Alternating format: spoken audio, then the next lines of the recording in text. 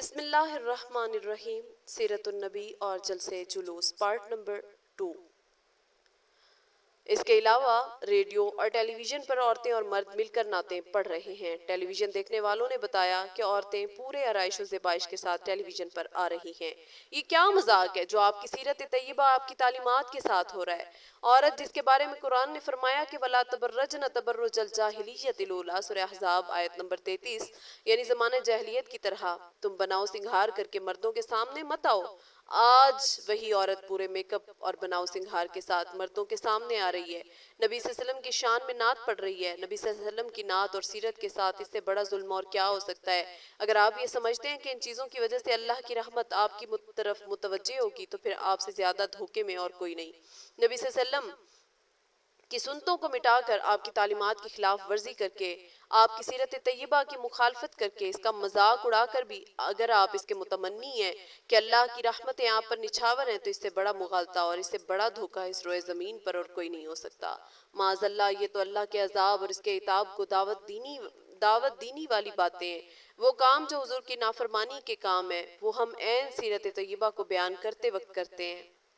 سیرت کے جلسے میں نمازیں قضا۔ پہلے بات صرف جلسوں کی حد تک محدود تھی کہ سیرت طیبہ کا جلسہ ہو رہا ہے، اس میں شریعت کی چاہے کہ جتنی خلاف ورزی ہو رہی ہے کسی کو پرواہ نہیں، لیکن اب تو بات اور آگے بڑھ گئی۔ چنانچہ دیکھنے اور سننے میں آئے کہ آپ صلی اللہ علیہ وسلم کی سیرت طیبہ کے جلسے کے انتظامات ہو رہے ہیں، انتظامات میں نمازیں قضا ہو رہی ہیں۔ کسی شخص کو نماز کا ہوش نہیں، پھر رات کے 2 بجے تک تقریریں ہو رہی ہیں، صبح فجر کی نماز جا رہی ہے، جبکہ نبی صلی اللہ علیہ وسلم کا ارشاد تو یہ تھا کہ جس شخص کی ایک عصر کی نماز فوت ہو جائے تو وہ ایسا شخص ہے جیسے اس کے تمام مال، تمام اہل و عیال کو کوئی شخص لوٹ کر لے گیا، اتنا عظیم نقصان ہے۔ لیکن سیرت طیبہ کے جلسے کے انتظامات میں نمازیں قضا ہو رہی ہیں، کوئی فکر نہیں، اس لیے ہم تو ایک مقدس کام میں لگے ہوئے ہیں، اور نبی صلی اللہ علیہ وسلم نے نماز کی جو تاکید بیان فرمائی تھی وہ نگاہوں سے اوجھل ہے۔ سیرت کے جلسے اور اعزائے مسلم اور سنیے، سیرت طیبہ کا جلسہ ہو رہا ہے جس میں کل 25-30 سامعین بیٹھے ہیں، لیکن لاؤڈ سپیکر اتنا بڑا لگانا ضروری ہے کہ اس کی آواز پورے محلے میں گونجے، جس کا مطلب یہ ہے کہ جب تک جلسہ ختم نہ ہو جائے اس وقت محلے کا کوئی بیمار، کوئی ضعیف، کوئی بوڑھا معذور آدمی سو نہ سکے۔ حالانکہ نبی صلی اللہ علیہ وسلم کا عمل تو یہ تھا کہ آپ تہجد کی نماز کے لیے بیدار ہو رہے ہیں، لیکن کس طرح بیدار ہو رہے ہیں؟ حضرت عائشہ صدیقہ بیان فرماتی ہیں، فقام رویدہ، آپ دھیرے سے اٹھے کہ کہیں ایسا نہ ہو کہ عائشہ کی آنکھ کھل جائے۔ فتح الباب، رویدن آہستہ سے دروازہ کھولا، کہیں ایسا نہ ہو کہ عائشہ کی آنکھ کھل جائے۔ اور نماز جیسے فریضے کے اندر حضور کا یہ عمل تھا کہ حدیث میں نبی صلی اللہ علیہ وسلم نے فرمایا کہ اگر میں نماز کے کسی بچے کے رونے کی آواز سنتا ہوں تو نماز کو مختصر کر دیتا ہوں، کہیں ایسا نہ ہو کہ اس بچے کی آواز سن کر اس کی ماں کسی مشقت میں مبتلا ہو جائے۔ لیکن یہاں بلا ضرورت بغیر کسی وجہ کے صرف 25-30 سامعین کو سنانے کے لیے اتنا بڑا لاؤڈ سپیکر نصب کیا ہے کہ کوئی ضعیف، بیمار آدمی اپنے گھر میں سو نہیں سکتا۔ انتظام کروانے والے اس سے بے خبر ہیں کہ کتنے بڑے کبیرہ گناہ کا ارتکاب ہو رہا ہے۔ اس لیے نسائی کتاب عشرۃ النساء باب الغیرہ حدیث نمبر 3963، اعزائے مسلم کبیرہ گناہ ہے، اس کا کسی کو احساس نہیں۔ دوسروں کی نکالی میں جلوس۔ ہمارا یہ سارا طرز عمل اس بات پر دلالت کر رہا ہے کہ در حقیقت نیت درست نہیں ہے، نبی صلی اللہ علیہ وسلم کی تعلیمات کو اپنانے اور اس پر عمل کرنے کی نیت نہیں ہے، بلکہ مقاصد کچھ اور ہیں۔ اور جیسا کہ میں نے عرض کیا، پہلے صرف جلسوں کی حد تک بات تھی، اب تو جلسوں سے آگے بڑھ کر جلوس نکلنا شروع ہو گئے، اور اس کے لیے استدلال یہ کیا جاتا ہے کہ فلاں فرقہ فلاں مہینے میں اپنے امام کی یاد میں جلوس نکالتا ہے، تو پھر ہم اپنے نبی کے نام پر ربیع الاول میں جلوس کیوں نہ نکالیں؟ گویا کہ اب ان کی نقل اتاری جا رہی ہے کہ جب محرم کا جلوس نکلتا ہے تو ربیع الاول کا بھی نکلنا چاہیے۔ بذام خود یہ سمجھ رہے ہیں کہ ہم نبی صلی اللہ علیہ وسلم کے احکام کے مطابق عمل کر رہے ہیں اور آپ کی عظمت و محبت کا حق ادا کر رہے ہیں، لیکن اس پر ذرا غور کریں کہ اگر نبی صلی اللہ علیہ وسلم خود اس جلوس کو دیکھ لیں جو آپ کے نام پر نکالا جا رہا ہے، تو کیا آپ اس کو گوارا اور پسند فرمائیں گے؟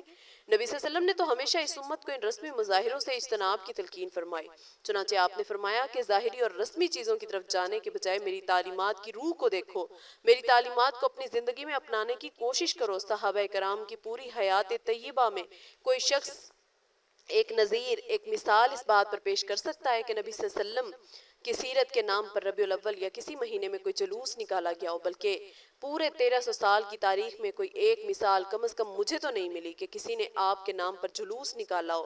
ہاں، شیعہ حضرات محرم میں اپنے امام کے نام پر جلوس نکالا کرتے تھے۔ ہم نے سوچا کہ ان کی نکالی میں ہم بھی جلوس نکالیں گے، حالانکہ نبی صلی اللہ علیہ وسلم کا ارشاد ہے، من تشبہ بقوم فہو منہم، ابو داؤد کتاب اللباس باب فی لبس الشہرہ، حدیث نمبر 4031۔ جو شخص کسی قوم کے ساتھ مشابہت اختیار کرتا ہے وہ ان میں سے ہو جاتا ہے۔ اور صرف جلوس نکالنے پر اکتفا نہیں کیا، بلکہ اس سے بھی آگے بڑھ کر یہ ہو رہا ہے کہ کعبہ شریف کی شبیہیں بنائی جا رہی ہیں، روضہ اقدس کی شبیہیں بنائی جا رہی ہیں، گنبد خضرا کی شبیہیں بنائی جا رہی ہیں، پورا اللالو کھیت ان چیزوں سے بھرا ہوا ہے، اور دنیا بھر کی عورتیں، بچے، بوڑھے اس کو متبرک سمجھ کر برکت حاصل کرنے کے لیے اس کو ہاتھ لگانے کی کوشش کر رہے ہیں، وہاں جا کر دعائیں مانگی جا رہی ہیں، منتیں مانی جا رہی ہیں۔ حضرت محمد صلی اللہ علیہ وسلم کی سیرت طیبہ کے نام پر یہ کیا ہو رہا ہے؟ نبی صلی اللہ علیہ وسلم شرک کو، بدعات کو، جاہلیت کو مٹانے کے لیے دنیا میں تشریف لائے۔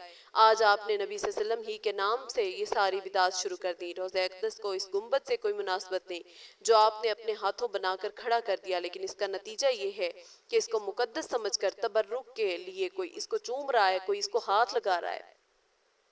حضرت عمر اور حجر اسود، حضرت عمر رضی اللہ عنہ تو حجر اسود کو چومتے وقت فرماتے ہیں کہ اے حجر اسود، میں جانتا ہوں تو ایک پتھر کے سوا کچھ نہیں ہے، خدا کی قسم اگر محمد مصطفیٰ صلی اللہ علیہ وسلم کو میں نے تجھے چومتا ہوا نہ دیکھا ہوتا تو میں تجھے کبھی نہ چومتا، لیکن میں نے نبی صلی اللہ علیہ وسلم کو چومتے ہوئے دیکھا ہے، ان کی یہ سنت ہے، اس واسطے میں تجھ کو چومتا ہوں۔ صحیح بخاری کتاب الحج باب ما ذکر فی حجر الاسود، حدیث نمبر 1597۔ وہاں تو حجر اسود کو یہ کہا جا رہا ہے، اور یہاں اپنے ہاتھ سے ایک گنبد بنا کر کھڑا کر دیا، اپنے ہاتھ سے ایک کعبہ بنا کر کھڑا کر دیا، اس کو متبرک سمجھا جا رہا ہے اور اس کو چوما جا رہا ہے۔ یہ تو نبی صلی اللہ علیہ وسلم جس چیز کو مٹانے کے لیے تشریف لائے تھے اسی کو زندہ کیا جا رہا ہے۔ چراغاں ہو رہا ہے، ریکارڈنگ ہو رہی ہے، گانے بجانے ہو رہے ہیں، تفریح بازی ہو رہی ہے، نبی صلی اللہ علیہ وسلم کے نام پر میلہ منعقد ہوا ہے۔ یہ دین کو کھیل کود بنانے کا ایک بہانہ ہے جو شیطان نے ہمیں سکھا دیا۔ خدا کے لیے ہم اپنی جانوں پر رحم کریں، سرکار دو عالم کی سیرت طیبہ کی عظمت اور محبت کا حق ادا کریں۔ اس کی عظمت اور محبت کا حق یہ ہے کہ اپنی زندگی کو ان کے راستے پر ڈھالنے کی کوشش کریں، خدا کے لیے اس طرز عمل کو بدلیں۔ سیرت طیبہ کے جلسے میں کوئی آدمی اس نیت سے نہیں آتا کہ ہم اس محفل میں اس بات کا عہد کریں گے کہ اگر ہم نبی صلی اللہ علیہ وسلم کی تعلیمات کے خلاف پہلے 50 کام کیا کرتے تھے تو اب کم از کم اس میں سے 10 چھوڑ دیں گے۔ کسی نے اس طرح عہد کیا، کسی شخص نے اس طرح عید میلاد النبی منائی، کوئی ایک شخص بھی اس کام کے لیے تیار نہیں، لیکن جلوس نکالنے کے لیے، میلے سجانے کے لیے، محرابیں کھڑی کرنے کے لیے، چراغاں کرنے کے لیے ہر وقت تیار ہیں۔ ان کاموں پر جتنا چاہو روپیہ خرچ کر لو اور جتنا چاہو وقت لگوا لو، اس لیے کہ ان کاموں میں نفس کو حظ ملتا ہے، لذت آتی ہے۔ نبی کریم کی سیرت طیبہ کا جو اصل راستہ ہے اس میں نفس و شیطان کو لذت نہیں ملتی۔ خدا کے لیے ہم اپنے اس طرز عمل کو ختم کریں، نبی صلی اللہ علیہ وسلم کی عظمت و محبت کا حق پہنچائیں۔ اللہ تعالی ہم سب کو سنتوں پر عمل پیرا ہونے کی توفیق عطا فرمائے۔ آمین۔ وآخر دعوانا ان الحمدللہ رب العالمین۔